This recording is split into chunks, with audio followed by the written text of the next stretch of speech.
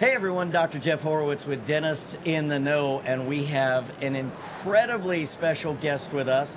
He's been a friend of all three of the Dinks for a long time. I've known him from the lecture circuit forever. You probably know him. He's the guy behind I've Got It, You Need It. You've definitely heard him before. He puts on his own great CE in Florida every single year. He's been president of the Academy of General Dentistry. I mean, what more can I say about this guy? Dr. Howard Glazer is with us. Yeah. Thank you so much for being here, Hey, man. my pleasure. Yeah. I love what you've done with the place, by the way. Yeah, you like it? No, I think it's great. Very clever. Yeah, just don't wipe your hands on the walls. No, I won't. I got to give you guys kudos because what you've done with Dinks and Dentists in the Know has helped our colleagues, especially the younger colleagues, to really understand that there's something outside of dental school. Right. And it's important that they learn peer-to-peer. And they do come to trade shows, hopefully, because over-the-shoulder education, like you've had them in your office, I've had them in my office, that's nothing better than that, the camaraderie. But I love materials. That's why I have it. You need it, and it's so great. Tell me about this. Like, what's on your list now? Because, you've ramped down, how much you practice, of course, at this point. But, what's really sticking out to you now? Because you're still right on top of everything. You were just at the Shofu Roundtable where, your input is so valuable. So what are you seeing right now? What are some of the cool products? What I'm seeing now is there's still a need for good, quote-unquote, old-fashioned restorative dentistry. Mm-hmm. And there are a lot of good products being developed, as you and I heard the other day, and we'll talk about that later on in another podcast or so. But there are new products coming out. I tell my audience, things I talk about in my program didn't exist 5 years ago. Right. And they're going to be replaced in the next 5 years. Yeah. But that's why it's important people need to come to meetings, need to go to CE courses. But the focus is still on digital dentistry. I think that everybody will have a 3D printer in their office. I agree. Within the next, I used to say 3 to 5, it's probably 2 to 3 years. I agree. Okay? Yeah. That's a must. But good old-fashioned restorative dentistry, I have got to give a plug to Ivoclar on their Optroscope pad instrument. It sticks to no composite. You can sculpt, do everything you want. In 3 to 5 minutes, you can do a direct resin veneer with no pullback and leave it 95% finished and polished. I give a shout out to Air Techniques, the people who make the compressors that we have, and they make the great Scanex phosphor plate system. Well, they have a thing called FlowStar. Nitrous oxide nose pieces. Oh, you were telling me about this earlier. That are smaller, leave more visible area for us to see around, but they come in flavors: vanilla, strawberry, and blueberry. And those 3'0" little pediatric patients I treat, and the 6'4" size 46 patient I treat, love to have that flavored nitrous. So are nitrous. you still treating the pediatric patients? Absolutely. Really? Absolutely. I'm very impressed. I do. I love relating to the kids. Yeah. I will allow first patient exam with a kid is easily an hour.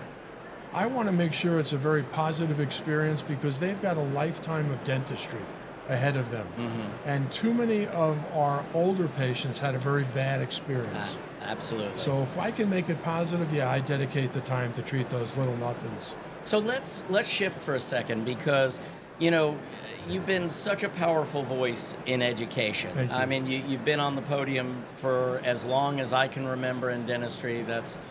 We've both been around it a little while now, right?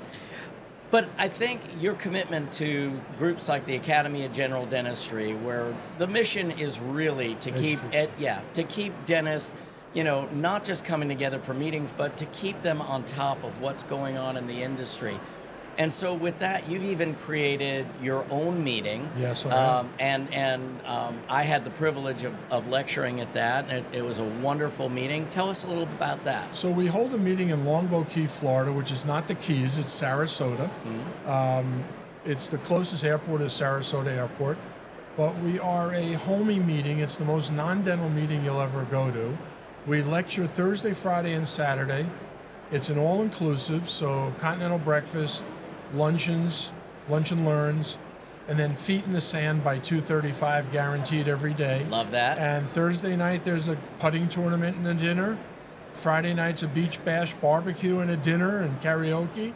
And Saturday, we do Sundays on Saturday at the pool, old-fashioned ice cream Sundays. Yeah. And we just have a blast. We even do a fishing tournament on Wednesday. So this year, the fishing's April 10th. The meeting's the 11th, 12th, and 13th. And I got a dinky deal for you because I know you guys. I didn't even have to ask you. No, Look at this. I follow. Yeah. I watch. So the dinky deal is since we're so close to the meeting, that $21.95 tuition, I'll knock it down to $18.95 if they're dinkies. Oh, wow. Okay, I'll take $300 off. All right, you heard it here, Dinks. I mean, honestly, this is a really, really great fun meeting. Yeah. I made sure that I brought my wife with me on this one, and you were so hospitable, and it was just a really tight-knit crew. And I think that's something we don't talk enough about in education is that sense of community. Because when you take education and you're doing it with other peers, it's so much easier when you leave that meeting to say, hey, what do you think he was talking about here? Or, it's tossing around the ideas after the meeting that's so powerful. And, Jennifer always says about us that we're kind of the CE after the CE because we like to talk about what we've just tried to digest. And then, it's amazing how differently you'll think about it when you get to have that discussion with your friends. During the pandemic, we went to Zoom. So our attendees automatically came on a Zoom meeting, and we would have 30 to 40 people on a Zoom. And somebody raised the question, and we would, of course, it was group therapy. We were all commiserating about the pandemic and employment and things like that. But that was a screwy time. I mean, stuff like this came out of the pandemic. Exactly. And exactly. And so somebody was asking about, they're thinking about bringing an associate in.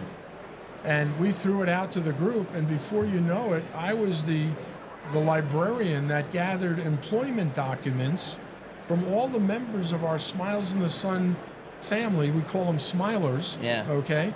And the family, and all of a sudden we had a resource library for everybody else to see what we were doing.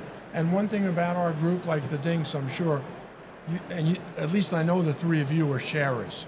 Yeah, absolutely. And our group are sharers. And they would give out whatever you needed, tell me, I'll send it to you. And that's the kind of way it should be. I mean, there's 152,000 of us, period. Right. If we don't hang together, we'll hang alone for sure. Yeah. No, I agree with you. And the last thing I wanted to talk to you about, and it's a little bit of a sad note, the meeting that you've had, there were some great other dentists that were involved. I know you were involved after 9/11 with helping identify victims, and I know you've lost some really close friends. So maybe expand on that and what you've done, because we're really starting to hear more and more about. Listen, we know the people who passed away right away, but there's so many who are living with chronic illness after that. So maybe just talk about that for a second. I am still the deputy chief forensic dentist for the city of New York, and I've held that position for probably, since 1980, I think, officially. Unofficially before that, but officially since then. So we're looking at 45 years almost of that. But when 9/11 hit, we went from a group of 12 of us that were consultants to the office to the world's largest learning lab, if you will, in forensic dentistry. Nearly 400 dentists who were vetted for experience and licenses and stuff came through our doors to help in the identification process. The identification process for 9/11 was an arduous task because we were dealing with maybe a quadrant if we were lucky, rarely a whole arch. It was very traumatic to those of us working there. And then there was residual disease. You hear about the Victims' Compensation Fund and anybody who lived in that area. Those buildings were insulated with asbestos. There were a lot of plastics, so the carcinogens were flying in that air for a long time.